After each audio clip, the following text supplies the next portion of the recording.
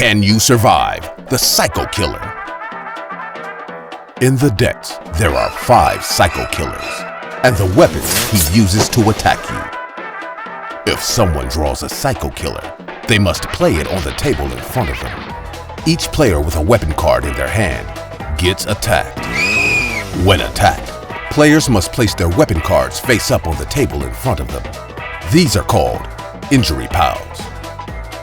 Each Psycho Killer and weapon card is worth a certain amount of points. When they are added to your injury pile, they become injuries. The game ends when the last Psycho Killer is drawn, and the player with the lowest amount of injury points wins. To set up the game, shuffle the deck and split it roughly in 2.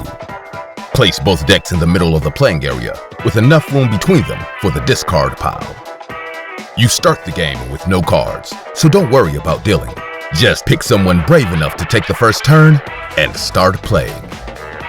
The first heart-racing stages of the game will involve collecting supplies by drawing cards and ending your turns quickly. Your turns consist of playing as many or as few cards as you like from your hand, but must always end by drawing a card from the top of either deck, unless you play a card that says otherwise. If you cannot, or choose not to play a card during your turn, simply draw from either deck to end your turn. Once you draw a card, it's the next player's turn, unless you draw a weapon card or a predicament card. If you draw a weapon card to end your turn, you can choose to draw again from the top of either deck in the hopes of getting a more useful card. If you draw multiple weapon cards in a row, you can keep drawing from the deck until you draw a non-weapon card, or you can stop drawing whenever you feel you've pushed your luck too far. If you draw a predicament card, follow the instructions on the card before ending your turn. You must always play predicament cards immediately after drawing them, unless you have been left for dead. You become left for dead when you have 10 or more points in your injury pile.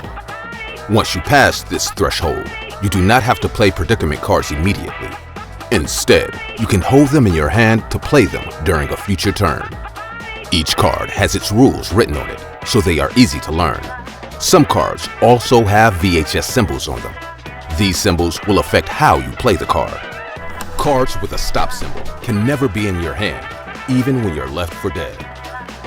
Cards with a rewind symbol can be played from your hand immediately after drawing a card. Cards with a play symbol can be played when it isn't your turn.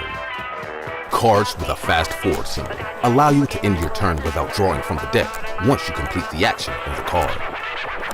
Cards with an eject symbol must be played immediately after drawing them.